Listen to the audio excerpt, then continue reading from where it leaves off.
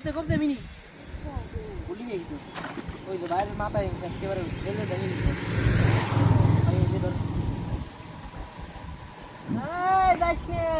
লাগছে লাগছে কইস কি আরে কি মাছ সর পুঁটি অর্থাৎ চাইনিজ বা জাপানি পুঁটি আহা কইস তো আমার ভিডিও তো ভাইরাল এবার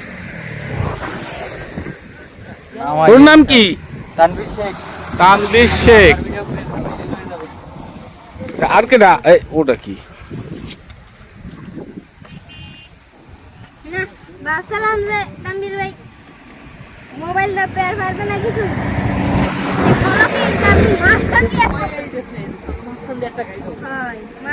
এই আমার বাড়ি গানা দিস তুই এই বাড়িটা চোখ টুক ফুটে যাবে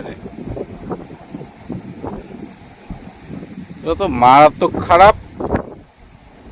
লাগাই দিছিস এক কপে লাগাই দিছিস ভালো হেঙ্গে নাই মানে যেভাবে যদি ওই যদি যেতাম না ধরে হ্যাঁ খালি পড়ে যেত কত কবে আর 1 কেজি না 400 গ্রাম 300 গ্রাম আরে খাবার খাইছে পেটে ডিম না ডিম না খাবার এটা সম্ভবত ডিম ডিম বাড়ি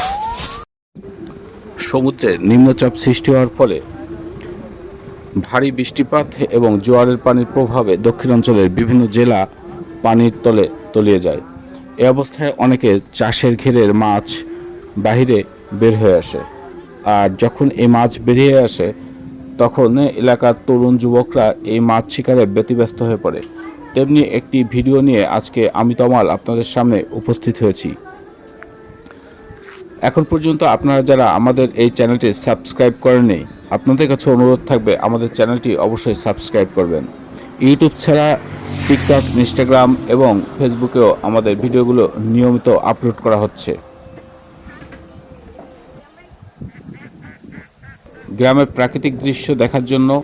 এবং উপভোগ করার জন্য আমাদের এই চ্যানেলটি আপনার জন্য হতে পারে একটি আদর্শ চ্যানেল এটি পিরোজপুর থেকে ঢাকা যাওয়ার যে মহাসড়ক সেই মহাসড়কের কালীভাঙ্গা নামক স্থানে এই ভিডিও আমরা ধারণ করছি আপনাদের জন্য বিস্তীর্ণ ফাঁকা ফসলের মাঠ আজকে পানির তলে ডুবে গেছে এ অবস্থায় চাষের ঘেরের বিভিন্ন প্রকার মাছ বের হয়ে এসেছে এই মাছ ধরার জন্য বিভিন্ন প্রকার শিকারী তারা তাদের যন্ত্র নিয়ে অপেক্ষা আছে এখানে আমাদের আঞ্চলিক ভাষায় ফুলকচি দিয়ে এই মাছ শিকারের ভিডিও আমি এখন আপনাদের দেখাবো কিভাবে কৃষক বাবার নাম কি কিভাবে কিশোর এবং বালকরা এইখান থেকে মাছ শিকার করে সেই দৃশ্যটা আপনারা দেখে সত্যিই আনন্দিত হবেন এখানে প্রাকৃতিক দৃশ্য অনেক সুন্দর চারিদিকে পানি এবং পানির উপর কিছু ভাসমান কচুরিপানা আছে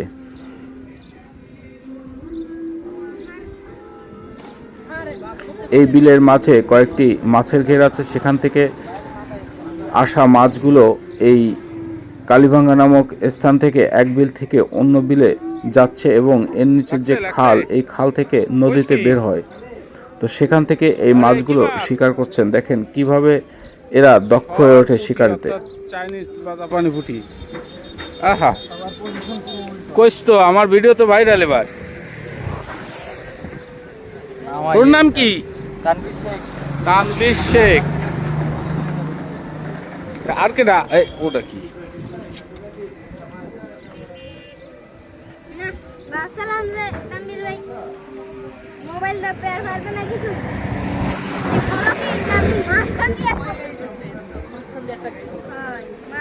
এই আমার বাড়ি গানা দিস তুই এই বাড়িটা চোখ টুক ফুটে যাবে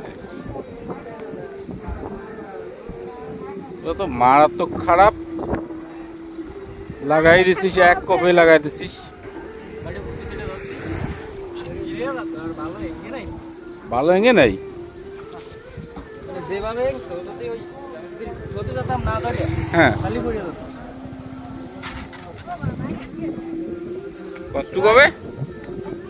আরে 1 কেজি না, 400 গ্রাম হয়েছে। 300 গ্রাম। আরে খাবার খাইছে, পেটে ডিম না? ডিম না, সম্ভবত ডিম। ডিম বাড়ির সাইডে আছে। মাছ শিকারের জন্য মৎস্য শিকারীরা বিভিন্ন প্রকার ফাঁদ ব্যবহার করে থাকেন। ফাঁদ ছাড়াও বাঁশ এবং লোহার তৈরি বিশেষ এই যন্ত্রের নাম ফুলকচি। এই ফুলকচি দিয়ে প্রতিনিয়ত এখান থেকে কম বেশি মাছ শিকার করে থাকেন।